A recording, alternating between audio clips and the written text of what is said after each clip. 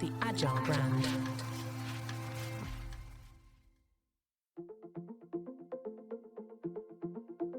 Welcome to Season 2 of the Innovation Economy podcast, where we look at what it's like to build businesses, work, and live in an innovative place, and the role of location in a hyper-connected, hybrid work world. The Innovation Economy podcast series is brought to you by Arlington Economic Development, representing Arlington, Virginia, one of the most dynamic economic hubs in America, with resources for businesses from the Fortune 500 to startups and everything in between. You can learn more about them at www.arlingtoneconomicdevelopment.com. That's www.arlingtoneconomicdevelopment.com.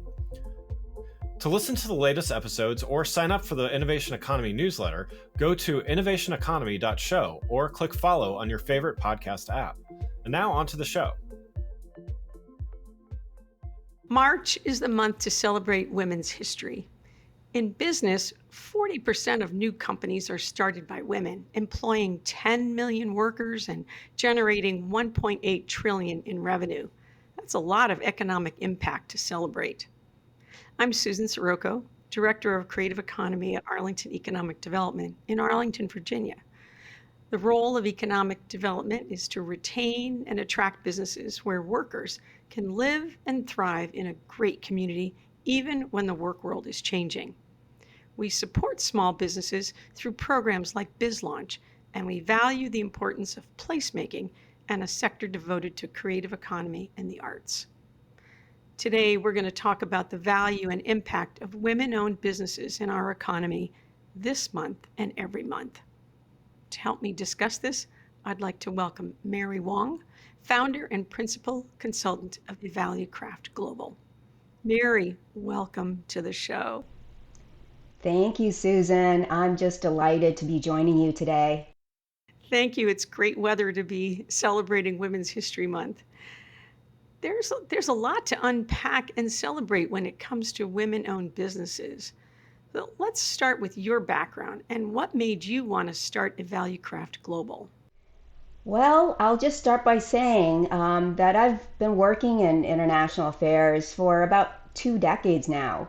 And I realized throughout that so much of what I did and do is largely intangible and far removed for many people. So I really was very eager to create something more tangible, less removed, and that people can better understand, in which they can more closely relate. I saw a need to bridge that gap, and I felt I had identified a problem, and I believed that I had solutions to offer based on my experience both in the field, abroad as a contractor, and then at headquarters in Washington, D.C. as a public servant.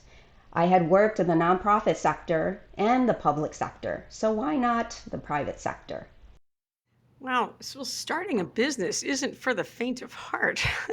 Many people come to BizLaunch with ideas and aspirations, but zero notion of the elements necessary to start a business. No business plan, no funding, no company name, no marketing or research. So how did you come to taking the steps necessary to form a global company? I mean, isn't that like jumping into the deep end of the pool?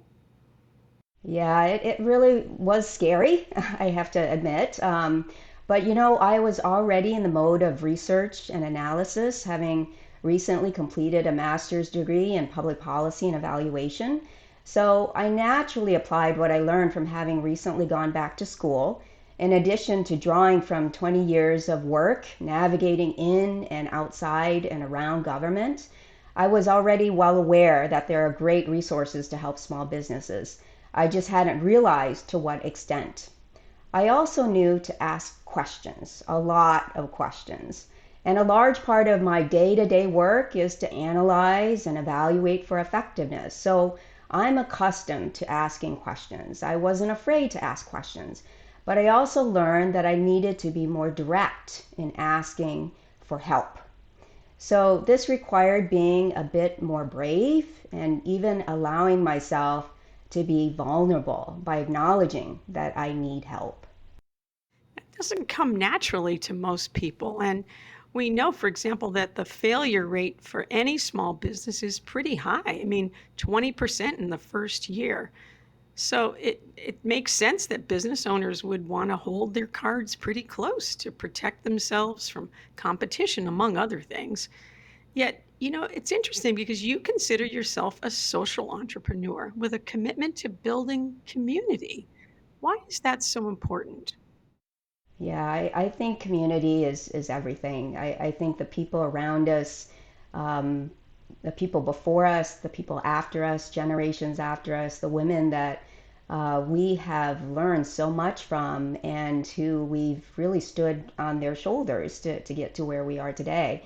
But international affairs at its core is about relationships and about community building. And we work on some of the most complex issues out there.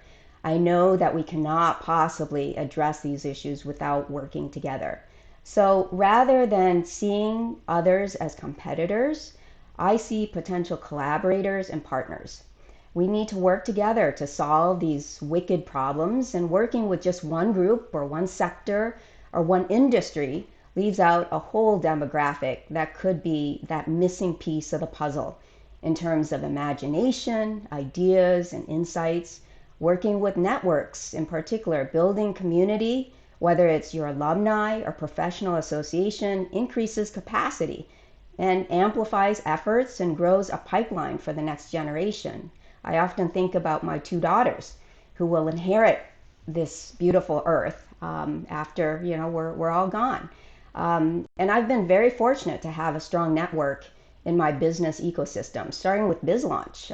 I remember so many years ago when all of this started and how they were such great resources and whose staff have been instrumental throughout my journey leading up to and during the launch of my business and as I look to scale up.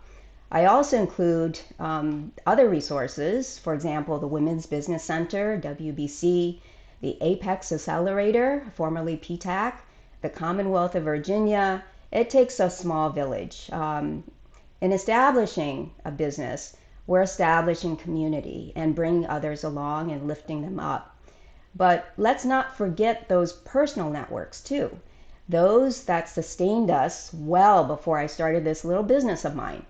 Through family, faith, and friends, I simply wouldn't be here today if it weren't for those early days of dreaming, planning, and then finally taking action. These personal networks grounded me, inspired, and encouraged me throughout. And my partner in life, my husband, deserves a ton of credit for that.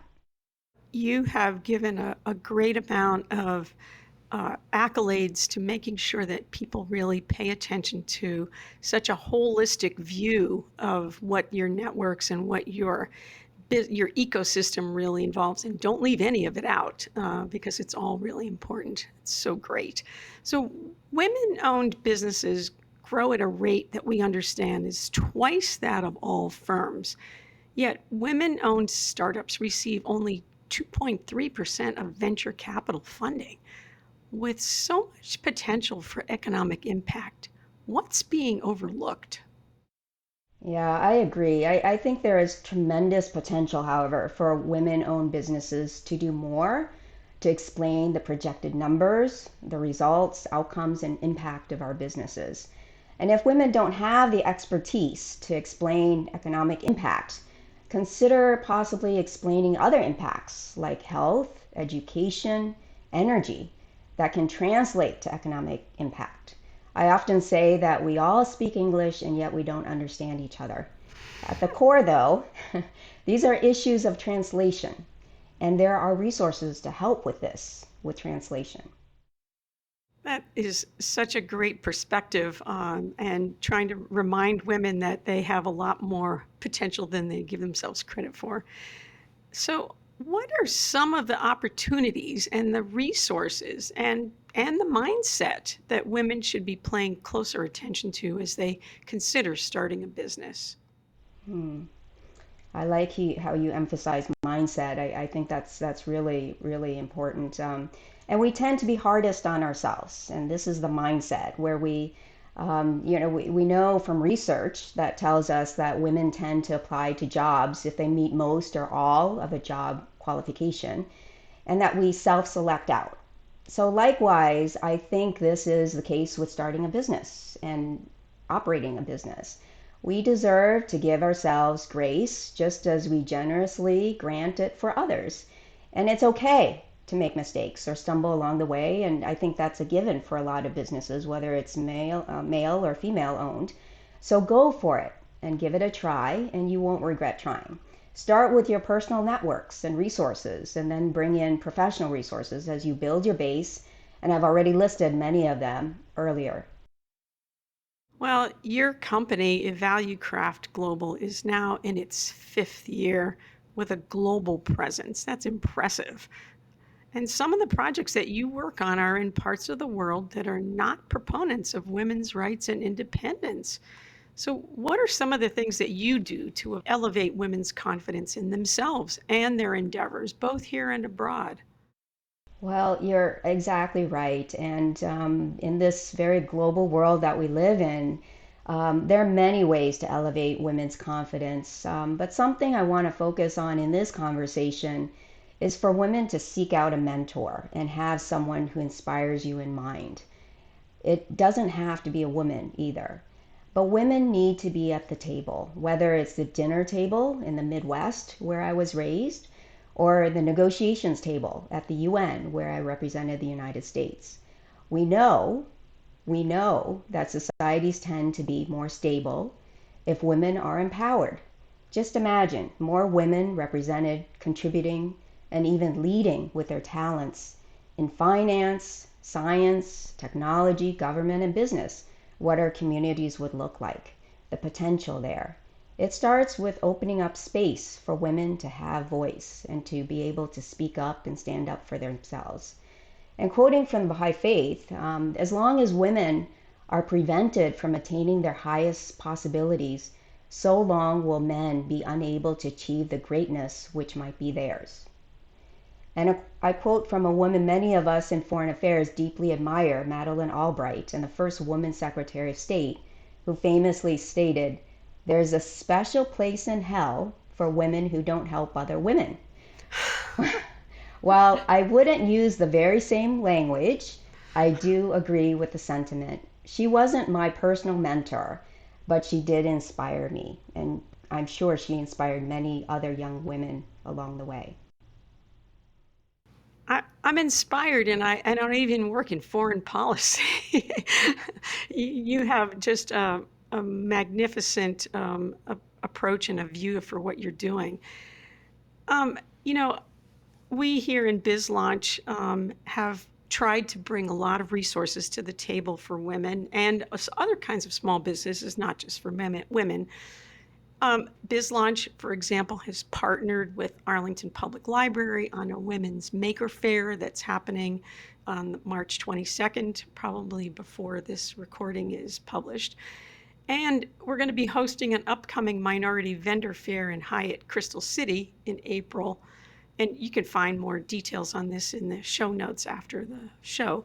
But as we wrap up, I'm really struck by this year's theme for Women's History Month, which is moving forward together. It kind of touches on a number of the things that you've already brought up, which is not only together meaning your business relationships, but your community relationships and even your personal relationships that are also so important in bringing people together and moving forward. What's important about this moment, and where might the next entrepreneur really begin their journey? That's a great question, and I love this theme for the month of March. These are unusual times that we live in with a great many challenges, but also a great many opportunities. Entrepreneurs can help connect the problems with the solutions. And we need entrepreneurs more than ever using ideation, innovation, and creation to co create and co design. I really believe that we have it in all of us to do so. So, Mary, you've had some amazing international experience that has really certainly appears to have informed where you are in terms of why it's so important to keep cultural relationships really broad. Tell us a little bit about an example of that. I know that you had an opportunity to be in Vietnam. So tell us a little bit about that and how it's really played out in your work today. Yeah, well, thank you, Susan, for that question. I reflect on my years in early on in my career. I'd always felt that I needed to be in the field and really understand what the needs are. And studying international affairs, I felt that I needed to go overseas and to be able to understand better the needs and also to bring cultural awareness to both sides, both countries, and other countries as well. And so when I had the opportunity to work in Vietnam, I leapt at the opportunity to do so. It was something that I had felt very strongly about. And as part of international relations, I really felt it would have a big impact on my career trajectory. So when I worked in Vietnam, I was able to spend 2.5 years there between the period of 2003 to 2005 when um, relations between the United States and Vietnam were starting to open up again and really normalize. So I was able to work on the Fulbright program, and this was where we oversaw the program for Vietnamese student program for Vietnamese students and scholars to come to the United States and not only get degrees, but also to learn more about American culture, society, and life, and engage with Americans on a day to day basis. And it was a great opportunity to be a part of contributing to bettering relations between these two countries that had quite the history, and many of us, the legacy of the Vietnam War. So I really learned so much from that experience and the opportunities to share my own experience as an American growing up in the Midwest and learning about the culture and explaining American culture to the Vietnamese people. And then vice versa, learning more about the Vietnamese culture as well was just a fantastic opportunity for better relations and understanding between the two countries. So I've always looked back on that experience as being very integral to, how I shape my perspective in international affairs, my business model as well in developing trust and relationship building and community building. So that was a really important time in a very important milestone in my career and has really shaped my way of thinking and my approach to doing the work that I do. You've given such a great example of really supporting your view of what it takes to build an ecosystem and a community that is really phenomenal. You know, one of the communities that we stress here in BizLaunch is making sure that people have access to not only resources, but other small business owners to learn from. And I think that you've had a pretty good experience so far with BizLaunch. You can share a little bit about how important that was to you for starting your business. Yeah, as I said earlier, I'm pretty familiar with navigating in and around government, but I hadn't realized the full extent of the resources. So, as I was introduced to BizLaunch, it really opened up a lot of doors and provided me with a lot of the specifics and details and the step-by-step actions that I needed to take just to be able to launch a business. And there are a number of steps that I think people don't realize, kind of the administrative steps that you need, the requirements just to make sure that you follow and are in compliance with everything. And BizLaunch really helped me lay that out very clearly and to what I needed to do, and really served as very much a helping hand in this process. And they also, more importantly, I think that they created a very welcoming and encouraging environment. So it gave me the confidence too that they would be with me throughout all the steps and be able to assure me that that there are resources and that there are staff and people who can help me throughout this process. So I felt a lot of assurance in taking these steps. And for some, it's huge risks and a lot of uncertainty. And so having this little measure of assurance really goes a long ways. And I still am very grateful for that. Well, thank you for that. I think that that is one thing that we continually strive for is to help people mitigate risk, to build their confidence, and to take the right steps to be successful.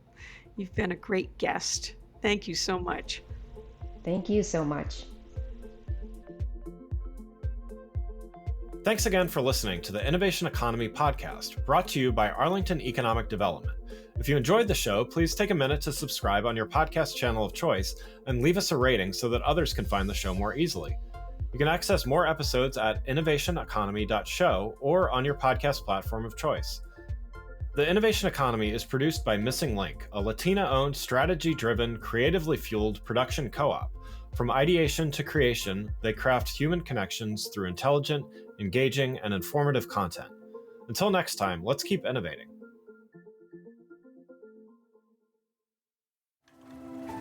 The Agile brand.